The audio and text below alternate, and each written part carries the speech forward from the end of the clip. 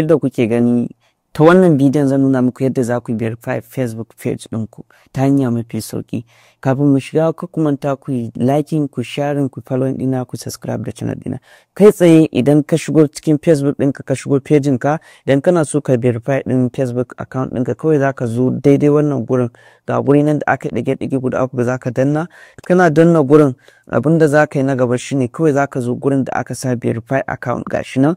Kuna gani sai ka danna gurin.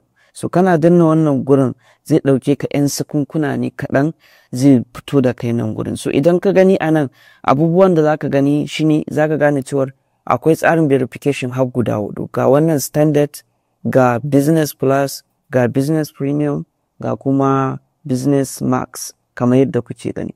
So idan ka tashi zaka zaɓi duk wanda kake ga yamma, amma dai ka sani da standard in ba manta ba za ka biya a kudin Najeriya naira 1,500, shi kuma max za ka biya kudin da ya haura haka. Duk plan din da ka wuce ya fi na bayansa biyan kuɗi. So don haka idan ka zo za ka yi a standard kaga abubuwan da za ka samu. Na farko za ka samu damar upgrading profile ɗinka, ma'ana za ka iya sa wasu abubuwa kamar adding image da link a profile ɗinka kenan. Sai kuma abu na gaba za ka samu spot, ma'ana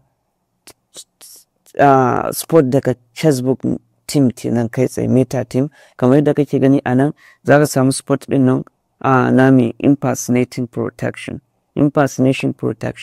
Misali wani zai buɗe Facebook page da sunanka ya claiming kai ne, so da kaga wannan kana faɗawa musu za su yi blocking ɗin wannan account ɗin ba tare da hankalinka ya tashi ko ka wahala kana biye ba ko kana reporting ɗin page ɗin ta hanyar mutane da yawa. Sai mai enhance spot, za ka samu kai tsaye damar yin magana da ma'aikatan Facebook a duk wani matsala da ta taso ma, wanda za ku iya chatting da su kai tsaye ku yi magana. Hakkiranka za su iya yi ta waya ku yi magana ka faɗa musu matsala ka su gyara ma, da sauran abubuwa da yawa wanda kaɗan daga ciki kaga duk wanda ya ga wannan pejin zai tabbatar naka ne saboda blue tick ɗin, kuma zai fi yadda ya mu'amala ya business da kai, ya san kai ne ba wani ne ba da sauransu. Sannan za ka samu more engagement da sauran abubuwa da dama. So kai tsaye idan kana so ka register kawai za ka danna get business standard, kai tsaye zai tura ka zuwa Google Play Store. A nan za ka sa payment method ɗinka, za ka iya sa daga ATM na bankin ka biya, wanda kuɗin da za a caje ka naira 1,500 ne. So da ka biya za ka ga bayan sun tabbatar da kai za su yi ma verification, za ka ga verification ya fito. So ta wannan hanyar dai za ka bi a takaice.